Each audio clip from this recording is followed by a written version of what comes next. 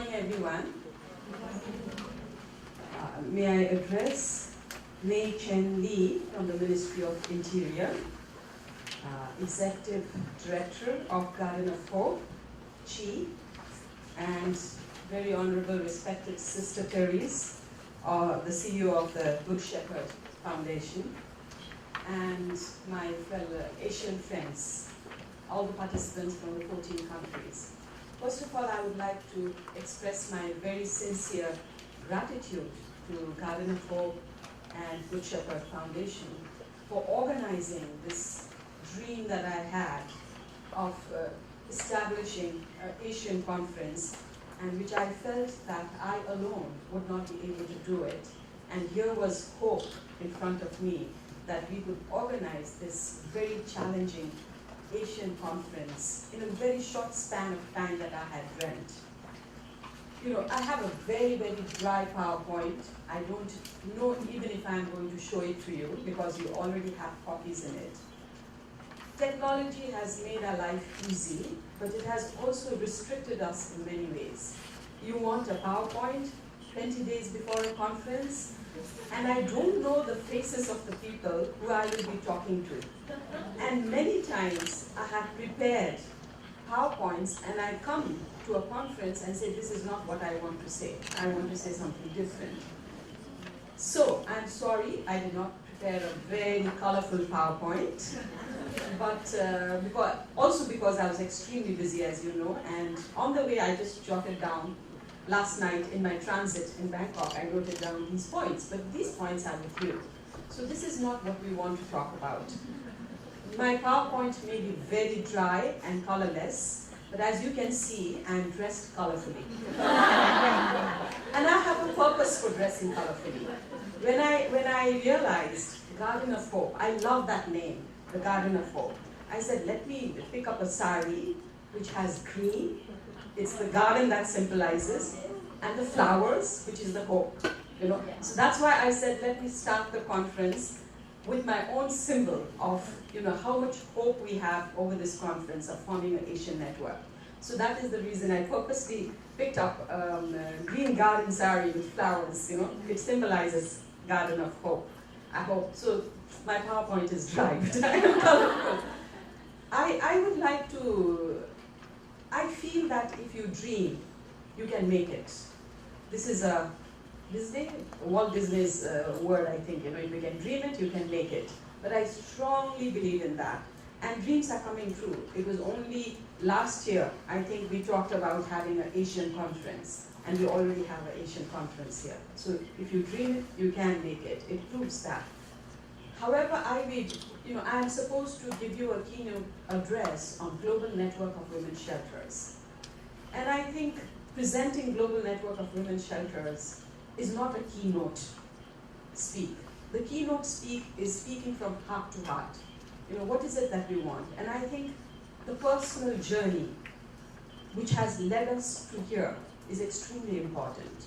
And I'm sure this is a journey shared by all of us, as Sister Therese so eloquently put it forward, shared with us, the different stories, the kinds of violence that women face.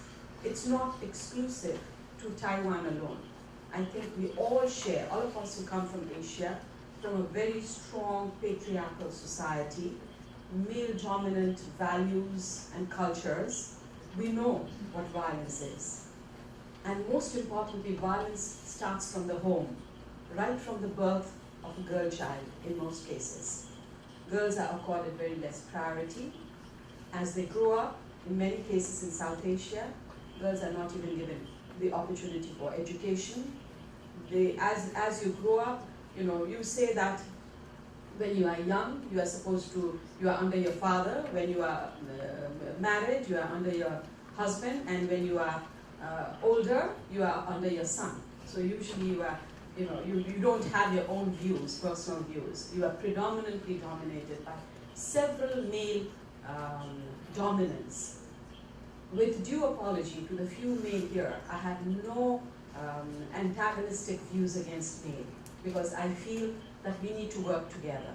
And because I do feel that even the male are victims of a dominant society which grooms them that way. And I know there are several, many sensitive males which we need to pick up as role models and work together with them.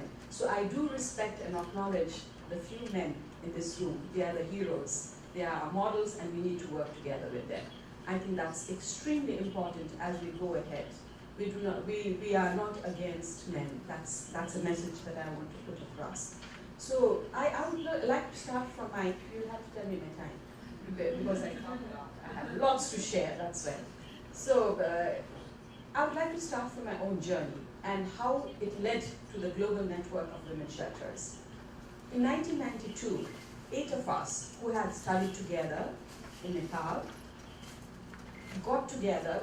As we finished our education, we got together, or we were still in the process of higher education, we got together and we said we need to do something together.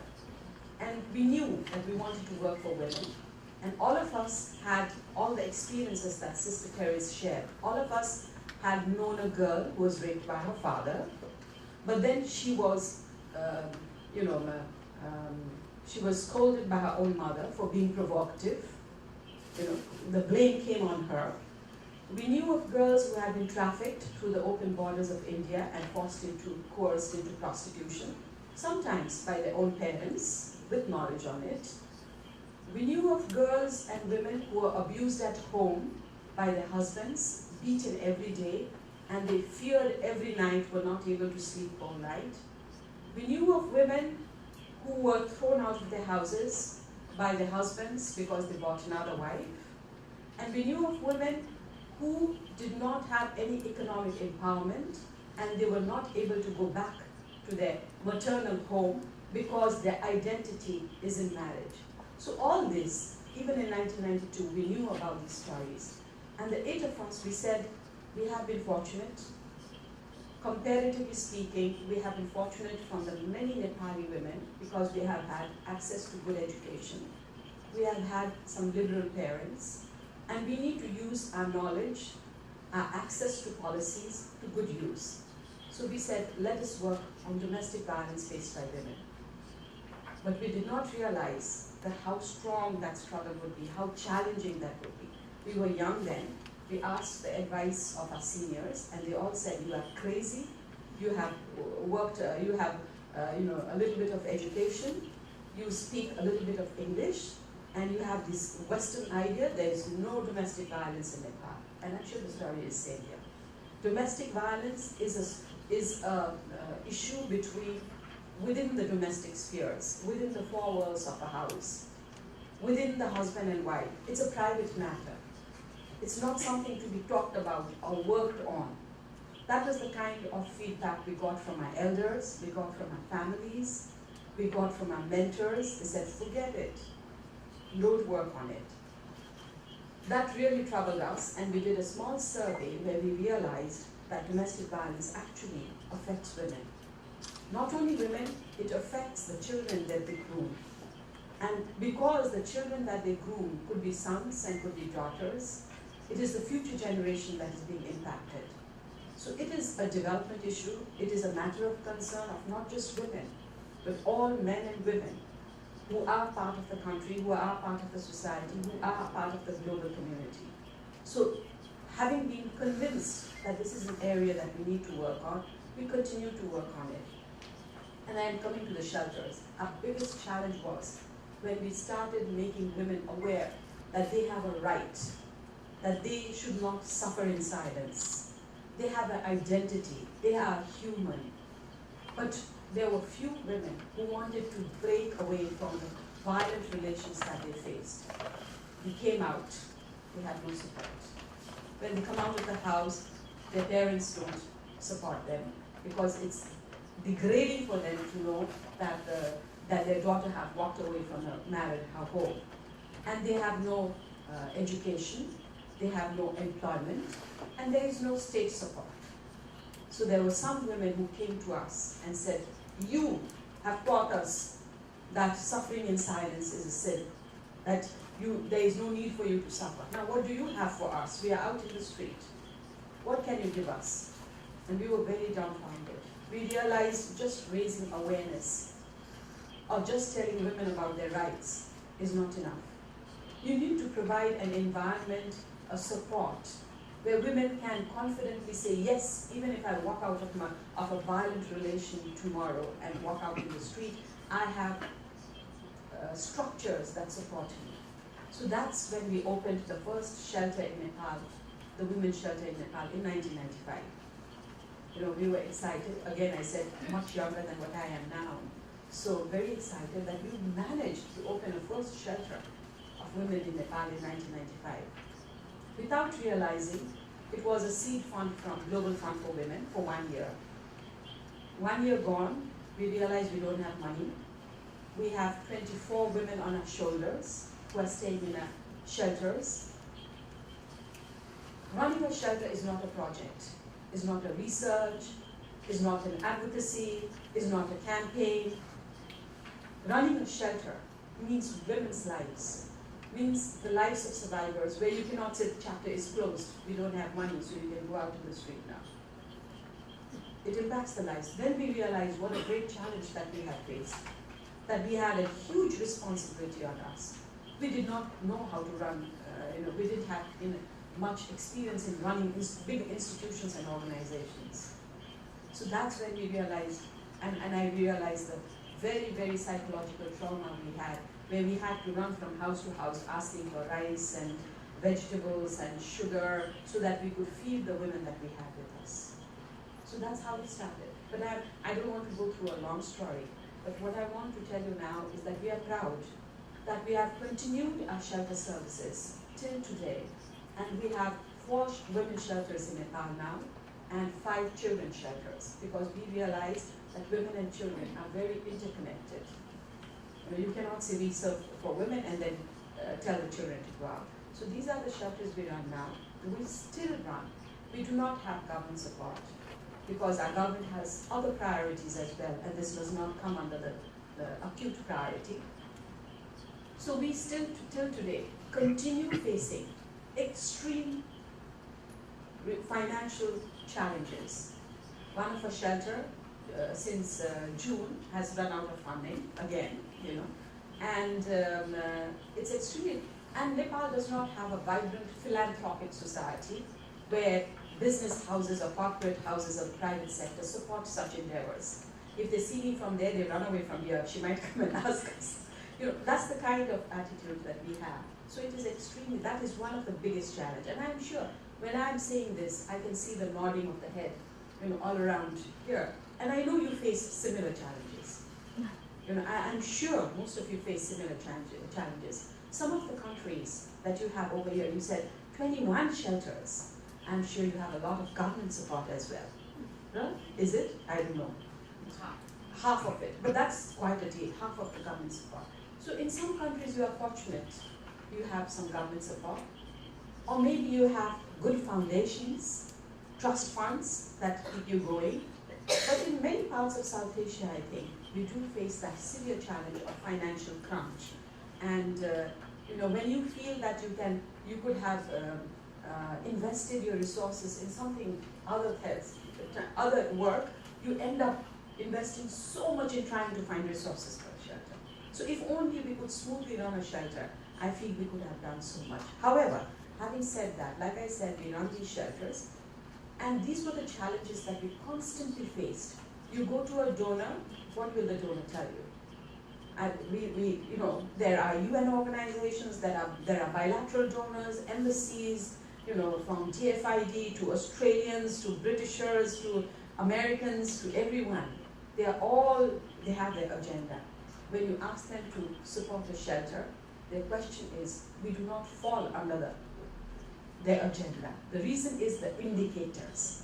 How many women will you reach in a year? And then, of course, they want thousands and thousands of women, and shelters does not cater to thousands and thousands and thousands of women. However, they do not realize that the cases that come to the shelter sets a precedence to advocate and lobby for necessary laws and policies that might create a society which is free from violence. That is the symbol of a shelter. That is the symbol of supporting a shelter. They don't realize that. Because if we say indicators are numbers, it is maybe in one shelter, maybe we cater to 50 or 100 women. Full-time service, excluding the phone calls that we get. So that is not under the category. And also, how long can you support a shelter, they say? It's an ongoing thing. You cannot, we have a project for 1 year, but we cannot support a shelter for the rest of our lives. So this is a very crucial challenge and no focus on shelters. So in 2008, now I'm coming to the Global Network of Women's Shelters, which I'm supposed to talk about actually. So far I haven't talked about it at all. But I'm leading to it. So in 2008, when I was checking the websites, I got one of this email about a World Conference on Women's Shelters. And I was like, what? A World Conference on Women's Shelters? Not even a small conference, national conference having organized in women's shelters. And here are we talking about a World Conference on Women's Shelters. I was extremely excited and I said, I have to be there at any point. Finally, there is some attention, focus on shelters. So I wrote to them, I shared my experiences and I was invited among the 800 people who attended the first World Conference in 2008. I think we were there. And some of you were there, maybe. Yeah. Anyway, so I was there. It was very exciting to see all these women talk about shelters, the challenges they face, and then some of the best practices. In spite of that, women were smiling, laughing, and organizing shelters. Okay. So that is how I came to be a part of it. And finally, that is where the journey of a global network started. So 2008, the participants who attended the 2008 conference felt there is a need for a global network of women's shelters. So the idea was sown over there. I mean, this can just pass, so we can just click it. So the idea was sown over there, but then we said in 800 participants, you cannot say, okay, we have formed a network. We needed a smaller meeting. So in 2009, we again met in Canada, a smaller group. I think there were around 22 from 17 countries or so, a smaller group, where we met and we identified our objectives, our goals, why do we need a network. The justification was all the stories that I had told you, particularly from Asia, the stories that we shared, and we felt we needed a global collective voice to strengthen our advocacy and to support networking, to have a platform to share our experiences, to strengthen each other. Even by seeing you, I'm already strong. I can go back and have the energy to work for so many years now. So we needed that kind of a platform. And that is how an interim committee of global network of women's shelters was formed. In 2009, this was what happened. In 2010, we again met in New York, just before the Commission on the Status of Women meeting, where we actually formed an interim board, with different committees. We identified our mission, goal. It is all in your papers. So that's your homework. I'm not going to present it. It's all in your papers. We identified our goal, mission, and objectives. We had membership committees, policy committees, the networking committees within that interim board. There are 22 people representing 17 countries in the interim board. And then we presented our we had a special session at the Commission on the Status of Women and presented the shelter experiences in New York at the UN. And then 2011, as you know, 2011 we met in Amsterdam, again a board meeting to refine our strategies and networking. And in 2012, as you know, we held the second World Conference on Women's Shelters in Washington, D.C., very, very recently. That is where some of us Asian sisters met on the side. We trashed and we said we need an Asian network, we need an Asian conference, and one of the objectives of the Global Network of Women's Shelters is also to promote regional networks. So I think we are very, very fortunate that we have Garden of Hope and Good Shepherd Foundation to support this first Asian conference on women's shelters. We should give them a big clap. And I said, today we are dreaming, we can make it. I'm sure we will have bigger conferences and bigger platforms to share, and that we will be stronger in our journey as we grow. Thank you so much.